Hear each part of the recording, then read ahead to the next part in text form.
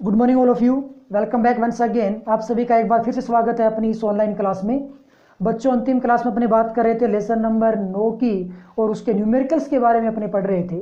इसी कड़ी में बचे हुए न्यूमेरिकल्स को आज कंप्लीट करने वाले हैं और हमने कुछ सांख्यिक प्रश्न पढ़ लिए थे और बचे हुए न्यूमेरिकल्स हैं। तो आइए बात करते हैं बचे हुए न्यूमेरिकल्स की। और आज अपने पास में न्यूमेरिकल है नंबर 7। तो कल मैंने आपको बताया था कि कौन कौन से न्यूमेरिकल्स आपको यहाँ से देखने हैं। तो अपने पास 7वां न्यूमेरिकल किस प्रकार से उसकी बात करते हैं। 7वां न्यूमेरिकल ये है कि अपवर्तनांक 1.55। अपवर्तनांक कितना है? म्यू का मान कितना है? 1.55। कांच के दो फलकों की समान वक्रता त्रिज्याएं हैं। वक्रता त्रिज्याएं आपस में बराबर हैं। वक्रता त्रिज्याएं बराबर होंगी यानी कि दो वक्रता त्रिज्याएं होंगी, एक तो R1 होगा और एक क्या होगा? R2 होगा। तो दोनों का मान समान है भाई, दोनों को R और R बोल दो। अब किसका मान प्लस होगा, किसका मान माइनस होगा? उभय उत्तल लेंस है। एक ऐसा उत्तल लेंस है जिसके दोनों पृष्ठ आकार के ही हैं, यानी कि दोनों साइड ही उत्तल प्रकृति के उत्तल लेंस है। ठीक है। उत्तल लेंस में R1 होता है वो प्लस का होता है, R2 होता है वो माइनस का होता है। और क्या दे रखा है? अपवर्तनांक 1.55, दो फलकों की समान वक्रता त्रिज्याएं उभय उत्तल लेंस निर्मित है। यदि 20 सेंटीमीटर फोकस दूरी के f का मान कितना है? 20 सेंटीमीटर है। उत्तल लेंस में f पॉजिटिव होता है, मुख्य फोकस दूरी है ये। लेंस निर्मित करने हैं तो वक्रता त्रिज्या का मान ज्ञात करो। तो जो आप त्रिज्या बता रहे हो ना कि R1 और R2 दोनों के मान R हैं, तो वही आपको R ज्ञात करना है कि दोनों की वक्रता त्रिज्या यदि आपस में बराबर हैं तो फिर कितनी होंगी, वो आपको यहाँ से बताना है कि वक्रता त्रिज्या बनेगी कितनी। ठीक है जी। तो यहाँ पे बात हो रही है बच्चों लेंस की। यदि गोलीय पृष्ठ की बात हो रही होती तो अपने अपवर्तन सूत्र काम में लेते, लेकिन यहाँ पे बात लेंस की हो रही है तो यहाँ से लेंस मेकर सूत्र काम में आएगा। और लेंस मेकर सूत्र ये होता है 1/f बराबर म्यू माइनस 1। और बच्चों यहाँ से होता है 1/r1 माइनस 1/r2। म्यू दे रखा है, बिल्कुल दे रखा है। एफ दे रखा है, बिल्कुल दे रखा है। एफ का मान बच्चों 20 है, म्यू का मान 1.55 है, माइनस 1 कर दोगे 0.55 बचेगा। R1 का मान R है जी, माइनस का निशान। R2 का मान माइनस का R है, तो ये माइनस माइनस प्लस हो जाएगा। 1/r प्लस 1/r 2/r बन जाएगा। तो ये हो गया 0.55, ये हो जाएगा 2/r। और अब यहाँ से काट बांट कर दीजिए तो R का मान ज्ञात करोगे। ये कितना बन गया? ये बन गया 1/20 बराबर 55 दूनी 110 होता है, तो 1.10 बटे में हो गया R। तो R यहाँ से गुणा कर लो, 20 गुणा 1.1। और बच्चों ये बन जाएगा कितना? 11 दूनी 22, तकरीबन ये 22 सेंटीमीटर इसका मान निकल के आ जाएगा। ये अपने सामने सिंपल सा इसका आंसर तैयार हो गया कि जो वक्रता त्रिज्या होगी प्रत्येक का मान कितना आ जाएगा? 20 सेंटीमीटर निकल के आएगा। सॉरी 22 सेंटीमीटर इसका आंसर निकल के आ जाना है। दोनों वक्रता त्रिज्या आपस में क्या होंगी? इक्वल हो जाएंगी। ठीक है। तो ये अपने पास था एग्जाम क्वेश्चन नंबर 7। आइए बात कर लेते हैं नेक्स्ट क्वेश्चन की। तो बच्चे अपने पास नेक्स्ट क्वेश्चन ये रहा, क्वेश्चन नंबर 9। कुछ ऐसा दे रखा है कि 3 सेंटीमीटर ऊंची कोई बिंब है। ये मान लो एक बिंब है, इसकी ऊंचाई कितनी है? 3 सेंटीमीटर। और बिंब की ऊंचाई को आप किससे रिप्रेजेंट करते हो? h से रिप्रेजेंट करते हो। 21 सेंटीमीटर फोकस दूरी के अवतल लेंस के सामने, ये बिंब अवतल लेंस के सामने, ये अपने पास एक अवतल लेंस हो गया। और कितनी दूरी पे रखी गई है भाई? ये रखी गई है 21 सेंटीमीटर के ऊपर। सामने ये क्या है? 21 सेंटीमीटर, सॉरी 21 सेंटीमीटर इसकी फोकस दूरी का मान है। 21 सेंटीमीटर फोकस दूरी के, इसके लिए f का मान कितना है? f का मान 21 सेंटीमीटर है। सामने 14 सेंटीमीटर की दूरी पे रखी गई है। कितनी दूरी पे रखी है? 14 सेंटीमीटर की दूरी पे। प्रतिबिंब की व्याख्या कीजिए। तो जो भी इसका प्रतिबिंब बनेगा उसकी व्याख्या करनी है। व्याख्या का मतलब कि प्रतिबिंब कहाँ बनेगा, यानी कि v का मान क्या होगा, प्रतिबिंब के लिए आवर्धन क्षमता क्या होगी, प्रतिबिंब का आकार क्या होगा, कंप्लीट हमें उसकी व्याख्या करनी है। स्थिति ज्ञात करनी है, v ज्ञात करना है। ठीक है। आकार ज्ञात करना है, यानी कि h डैश जिसको अपने बोलते हैं प्रतिबिंब का आकार, h डैश कितना होगा वो ज्ञात करना है। और इसके लिए m का मान क्या होगा, ये वास्तविक होगा, आभासी होगा, वो सारी बातें हमें बतानी है। तो पहली बात तो ये कि इसकी फोकस दूरी 21 सेंटीमीटर है और ये अवतल है। अवतल के लिए f का मान बच्चों किस में होता है? माइनस में होता है। तो यहाँ से अपने लिए जो f का मान बनेगा वो बनेगा f इज इक्वल माइनस का 21 सेंटीमीटर। u का मान दे रखा है -14 हो जाएगा। f का मान दे रखा है, h का मान दे रखा है। तो ज्ञात क्या क्या करना है हमें? एक तो ज्ञात करना है v का मान, एक ज्ञात करना है हमें h डैश का मान, और एक ज्ञात करना है हमें m का मान। तीन बातें ज्ञात करनी है लेंस के लिए। तो v का मान ज्ञात करते हैं। लेंस समीकरण क्या होती है, 1/f बराबर 1/v माइनस 1/u। तो 1/v यहाँ से ज्ञात करना है, तो 1/u को इधर पहुंचा दो, 1/f प्लस 1/u हो जाएगा। तो 1/v का मान कितना आएगा, f का मान कितना है -21 है, ये हो गया -21 प्लस में u का मान कितना है 14, लेकिन माइनस में है तो ये -14 हो गया। तो 1/v का मान कितना बनेगा 21, 14 का एलसीएम आएगा बच्चों 42, ये हो जाएगा -2 और ये हो जाएगा -3। तो यहाँ से v का जो मान निकल के आएगा 1/v कितना बना -5/42। तो बच्चों v का मान कितना आ जाएगा -42/5 सेंटीमीटर। ये v का मान निकल के आ गया। ओके, v ज्ञात हो गया, m ज्ञात करते हैं। तो m का सूत्र क्या होता है, m बराबर होता है लेंस के लिए v/u, दर्पण के लिए होता है माइनस का v/u, लेकिन लेंस के लिए v/u। तो ये हो जाएगा m, v का मान कितना है -42/2 है, u का मान कितना है -14 है। तो माइनस से माइनस खत्म हो जाएगा और बटे में 14 और आ जाएगा, 14 3 42। तो m का मान आ जाएगा 3/2, बोले तो 1/5, ये आ गया m का मान। अब हमें ज्ञात करना है प्रतिबिंब की ऊंचाई क्या होगी। तो m का एक सूत्र और भी होता है, m बराबर क्या होता है प्रतिबिंब की ऊंचाई बटे बिंब की ऊंचाई, h डैश बटे h होता है। तो m बराबर हो जाएगा h डैश आपको ज्ञात करना है, m का मान आपको दे रखा है जी 1.5 आपने निकाल लिया है, h का मान आपको 3 दे रखा है। तो h डैश का मान कितना बन जाएगा बच्चों, इसका मान बन जाएगा 1.5 को 3 से गुणा करो 4.5 सेंटीमीटर में आ जाएगा। m का मान धनात्मक है, इसका मतलब प्रतिबिंब कौन सा बना, प्रतिबिंब बनेगा आभासी व सीधा, इसीलिए h डैश का मान प्लस का 4.5 आया है।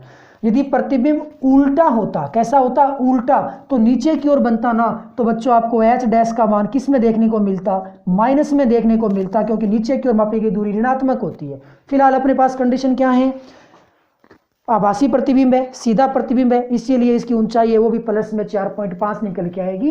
तो ये कंप्लीट उस प्रतिबिंब की व्याख्या हो जाएगी। तो ये अपने पास क्वेश्चन नंबर हो गया था नो। आइए बात कर लेते हैं नेक्स्ट क्वेश्चन की। तो बच्चों अपने पास नेक्स्ट क्वेश्चन नंबर 10 है, किताब उठाइए और पढ़िए क्या दे रखा है। क्वेश्चन में ये दे रखा है कि एक उत्तल लेंस है जिसकी फोकस दूरी 30 सेंटीमीटर है, एक अवतल लेंस है जिसकी फोकस दूरी 20 सेंटीमीटर है। दो लेंस हो गए, एक उत्तल है एक अवतल है, दोनों की फोकस दूरियां एक की 30 और दूसरे की 20 है। इन दोनों को आपस में जोड़ दिया, ये उत्तल हो गया और ये अवतल हो गया, दोनों को आपस में जोड़ दिया। जोड़ने पे एक निकाय बनेगा, एक परिणामी लेंस बनेगा। उस परिणामी लेंस की फोकस दूरी क्या होगी वो आपको बताना है। साथ में ये बताना है कि परिणामी लेंस जो होगा वो अपसारी होगा या अभिसारी होगा, ये भी आपको बताना है। अभिसारी कौन सा होता है, अभिसारी जो प्रकाश किरणों को इकट्ठा करता है, इकट्ठा कौन सा लेंस करता है, उत्तल लेंस करता है। और अपसारी कौन सा होता है, अवतल होता है। लेंस की बात करें तो अवतल लेंस अपसारी और उत्तल लेंस अभिसारी। लेकिन दर्पण की बात करें तो दर्पण इसका उल्टा होता है, अभिसारी होता है अवतल दर्पण और अपसारी होता है उत्तल दर्पण, यानी कि क्रॉसिंग होती है। इस चीज को हम थ्योरेटिकल क्लास में पढ़ चुके हैं। करना क्या है, निकाय की फोकस दूरी ज्ञात करनी है। तो निकाय की फोकस दूरी का सिंपल सा सूत्र होता है 1/f plus 1/f2, 1/f, f का मान, हाँ जी, उत्तल लेंस की फोकस दूरी धनात्मक होगी, अवतल लेंस की फोकस दूरी ऋणात्मक होगी। तो ये अपने पास कंडीशन आ गई गिवन दैट। तो f1 का मान हो जाएगा प्लस का 30, f2 का मान होगा माइनस का 20। बच्चों 30 और 20 का एलसीएम लघुत्तम आ जाएगा 60, ये बनेगा 2 - 3 और 1/f बराबर माइनस का 1/60 और f का मान निकल के आ जाएगा माइनस का 60 सेंटीमीटर। तो परिणामी फोकस दूरी लेंस की कितनी आएगी, परिणामी लेंस की वो 60 सेंटीमीटर आएगी। माइनस आई है, माइनस फोकस दूरी किसकी होती है भाई, अवतल लेंस की होती है। तो परिणामी लेंस किसकी भांति व्यवहार करेगा, अवतल लेंस की भांति व्यवहार करेगा। तो ये जो लेंस बनेगा वो परिणामी कैसा बनेगा, अवतल लेंस बनेगा। फोकस दूरी को देख करके भी आप सीधा बता सकते थे परिणामी लेंस उस लेंस की भांति व्यवहार करता है जिसकी शक्ति का मान ज्यादा होता है या फोकस दूरी का मान कम होता है। फोकस दूरी अवतल की कम है तो परिणामी लेंस भी किसकी भांति व्यवहार करना चाहिए, अवतल की भांति व्यवहार करना चाहिए। ये अपने पास क्वेश्चन नंबर 10 था। आइए बात कर लेते हैं नेक्स्ट क्वेश्चन की। तो बच्चों नेक्स्ट क्वेश्चन अपने पास क्वेश्चन नंबर 13, किताब उठाइए, किताब में देखिए क्या दे रखा है। ये क्वेश्चन अपने हाफ ईयरली में आया था, ये नहीं मतलब इसी प्रकार का आया था, संख्याएं चेंज होगी। ये दे रखा है कि दूरबीन है। दूरबीन क्या होता है, दूरबीन होता है परावर्तक दूरदर्शी। दूरबीन है उसमें दो लेंस लगे होंगे, एक तो अभिदर्शक लेंस होगा और एक अभिनेत्र लेंस होगा, लेकिन यहाँ पे अभिनेत्र लेंस का एक नाम दे रखा है नेत्रिका लेंस। तो यहाँ पे अभिदर्शक लेंस और अभिनेत्र बोले तो नेत्रिका लेंस, उनकी फोकस दूरी 144 और 6 सेंटीमीटर है। दोनों ही उत्तल प्रकृति के होते हैं, तो ये भी फोकस दूरी पॉजिटिव रहेगी, ये भी पॉजिटिव रहेगी। ज्ञात क्या करना है जी, इस दूरबीन के लिए आवर्धन क्षमता m का मान ज्ञात करना है और दोनों लेंसों के बीच की जो पृथक्कन दूरी है जिसको आप कैपिटल L बोलते हो उसका मान आपको ज्ञात करना है। तो सामान्य समायोजन की बात है तो m का जो सूत्र होता है बच्चों वो होता है माइनस का f नोट बटे FE। तो m बराबर माइनस f नोट का मान कितना 144, FE का मान कितना 6, FE आइज के लिए 6, O ऑब्जेक्ट के लिए अभिदर्शक के लिए 144। तो 144 में आप 6 का भाग लगाओ, 6 दूनी 12, 6 चौके 24, 24 आ गया भाई, उत्तर आ गया माइनस का 24, कोई मात्रक नहीं होगा। पृथक्कन दूरी L का सूत्र होता है बच्चों F नोट प्लस FE। बहुत आसान सा क्वेश्चन है। F नोट का मान कितना है 144 है, FE कितना है 6 है, तो L का मान कितना आ जाएगा 150 सेंटीमीटर आ जाएगा। तो कितना छोटा सा बहुत अच्छा प्यारा सा क्वेश्चन है, 1 नंबर का क्वेश्चन हाफ ईयरली में आया था, इस बार ऐसे क्वेश्चन आने की ज्यादा संभावना रहने वाली है। तो ये अपने पास क्वेश्चन नंबर हो गया 13। आइए बात कर लेते हैं नेक्स्ट क्वेश्चन की। तो बच्चों आज का नेक्स्ट क्वेश्चन, अंतिम क्वेश्चन अपने पास क्वेश्चन नंबर 28, सेम वही है, दूरबीन वाला ही है। एक दूरबीन है, अभिदर्शक की फोकस दूरी 140, नेत्रिका की फोकस दूरी 5 सेंटीमीटर में। तो आपको आवर्धन क्षमता ज्ञात करनी है, लेकिन दो अलग अलग केस के लिए, सामान्य समायोजन के लिए और अल्प दूरी पर जब प्रतिबिंब बनता है तो उसके लिए। अपने विशेष स्थितियां दो ही थी कि अंतिम प्रतिबिंब अनंत पे बनता है और अंतिम प्रतिबिंब न्यूनतम स्पष्ट दूरी पे बनता है। तो ये सामान्य समायोजन कौन सा लफड़ा है, सामान्य समायोजन जब प्रतिबिंब अनंत पे बनता है तो उसको सामान्य समायोजन बोला जाता है। यानी कि सामान्य समायोजन मतलब कि प्रतिबिंब अनंत पे बनेगा, उस केस के लिए आपको m देखना है, और अल्प दूरी पे बनेगा उसके लिए आपको m देखना है। तो पहले बात करते हैं पहले वाले क्वेश्चन की। सामान्य समायोजन के लिए m का सूत्र क्या होता है, दूरबीन है f नोट बटे FE होता है, m बराबर माइनस f नोट का मान 140। दोनों ही लेंस उत्तल लेंस होते हैं, उत्तल लेंस में फोकस दूरियां पॉजिटिव होती है, 40 बटे में आ जाएगा 5, 140 में आप 5 का भाग लगाओ, ये 28 बार चला जाएगा। तो m का मान सामान्य समायोजन के लिए कितना आ जाएगा 28 आ जाएगा। अब अपने बात करते हैं अल्प दूरी जब 25 सेंटीमीटर में प्रतिबिंब बनता है तो m का मान कितना होगा। तो बच्चों अल्प दूरी m के लिए आपको सूत्र याद है, सूत्र होता है f नोट बटे FE माइनस के साथ 1 plus d upon FE, sorry 1 plus FE upon में d, ये सूत्र होता है अल्प दूरी वाले के लिए आवर्धन क्षमता का मान। m इज इक्वल कितना आएगा, f नोट का मान 140, FE का मान 5, 1 प्लस FE का मान 5 का मान हो गया 25। तो m का मान कितना आएगा, ये तो भाग दिया था हमने 28 आया था, 1 प्लस 1/5 हो जाएगा और 5 यहाँ से लघुत्तम लोगे तो कितना बन जाएगा 5 प्लस 1 6/5 बन जाएगा। कितना आ जाएगा 6/5।